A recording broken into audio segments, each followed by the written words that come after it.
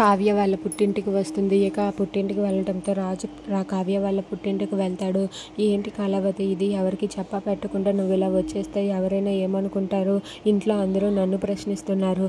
నువ్వు రా, నాతో పాటు ఇంటికి వెళ్ళిపోదామని చెప్పి రాజు అయితే కళావతితో అంటూ ఉంటాడు.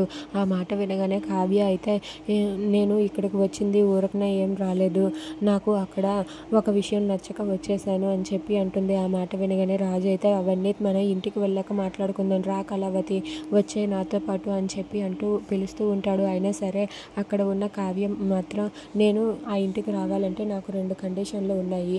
1, మీ నిర్ణయాన్ని మీరు మార్చుకోండి. 2, ఆ నిర్ణయానికి కారణం ఏంటో చెప్పండి. ఈ రెండింటికి ఏదో ఒక సమాధానం చెబితే నేను మీతో పాటు వస్తాను అని చెప్పి అక్కడ ఉన్న కావ్య అంటుంది. ఆ మాట వినగానే రాజు అయితే నేను దానికి సమాధానం చెప్పను, నువ్వు నాతో పాటు రా అని చెప్పి అంటూ ఉంటాడు. ఆ మాట వినగానే కావ్య అయితే మీరు అలా ఉంటే నేను కూడా ఇలానే ఉంటాను, మీరు అదే మాట మీద ఉండండి, నేను రాను అని చెప్పి కావ్య అక్కడి నుండి వెళ్ళిపోతుంది. ఇక కావ్య రాజుతో రాకపోవటంతో అక్కడ ఉన్న అపర్ణ రాజుతో ఇలా అంటూ ఉంటుంది.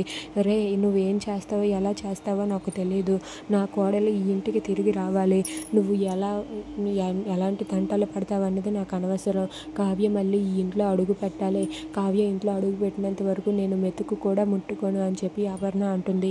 ఆ మాట వినగానే రాజు అయితే కావ్య అన్న మాటలు గుర్తు తెచ్చుకొని ఏం చెయ్యాలో తెలియక సతమతమవుతూ ఉంటాడు. మీ నిర్ణయానికి కారణం ఏంటో చెబితే నేను వస్తాను, లేదంటే రాను అని కావ్య.